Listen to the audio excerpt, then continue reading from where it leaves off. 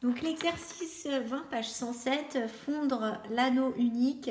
Donc on nous dit qu'à la fin du film du Seigneur des Anneaux, Frodon jette l'anneau unique dans les crevasses du destin pour le faire fondre. Et on nous demande en première question d'identifier le changement d'état étudié. Donc si c'est pour le faire fondre, c'est la fusion comme changement d'état. Ensuite, question B, écrire l'équation de ce changement d'état. Donc, on va passer de l'or sous forme solide à l'or sous forme liquide. Le symbole de l'or, ça s'écrit AU. Donc, on va écrire AU solide qui va se transformer en AU liquide. Ensuite, question C, déterminer l'énergie massique de ce changement d'état. Autrement dit, on cherche l'énergie massique de fusion. Or, dans l'énoncé, on nous donne dans les données l'énergie massique de solidification. Alors, la solidification par rapport à la fusion, c'est juste le changement d'état inverse. La solidification, c'est quand on passe de liquide à solide. Donc, en sens inverse. Donc, au niveau de l'énergie massique de fusion, ça va être l'opposé de l'énergie massique de solidification. Donc, on va pouvoir écrire ça, que l'énergie massique de fusion, c'est l'opposé, donc moins l'énergie massique de solidification.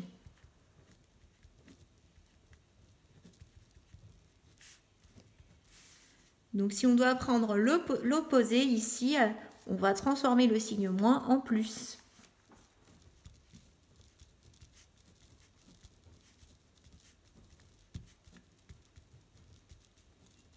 Voilà, donc on va noter que l'énergie massique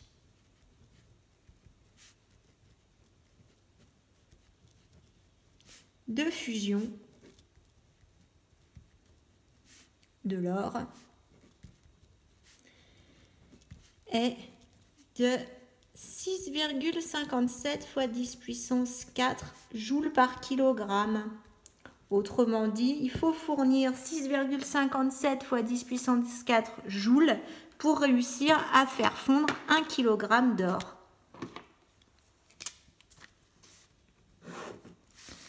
Question D. On nous demande de calculer l'énergie que doit absorber un anneau de masse 6 grammes constitué d'or pur, porté à sa température de fusion pour fondre.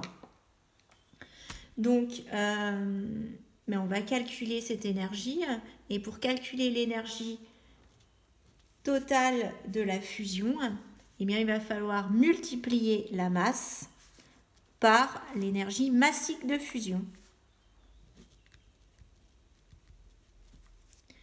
Attention en utilisant cette formule, attention aux unités. L'énergie massique de fusion est en joules par kilogramme. Donc la masse, elle, devra être en kilogrammes pour que ce soit homogène. Et ainsi, on obtiendra une énergie en joules.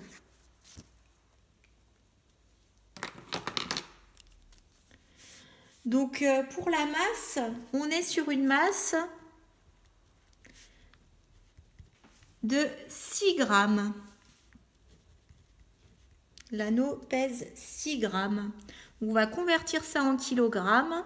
Donc en kilogrammes, pour passer des grammes au kilogramme, on multiplie par 10 puissance moins 3. Ou alors vous pouvez déplacer la virgule de 3 rangs vers la gauche. Pour ceux qui n'aiment pas les puissances de 10. Donc au niveau du calcul, application numérique, on va faire 6 fois 10 puissance moins 3 kg multiplié par l'énergie massique de fusion, donc par 6,57 fois 10 puissance 4. Et on trouve environ, alors je vais garder que 2 chiffres significatifs, puisque là j'avais que 2 chiffres significatifs. Donc je vais arrondir à 390 joules. Voilà, donc il faut fournir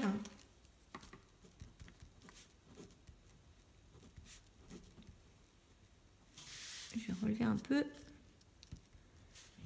Il faut fournir 390 joules pour faire fondre un anneau de 6 grammes.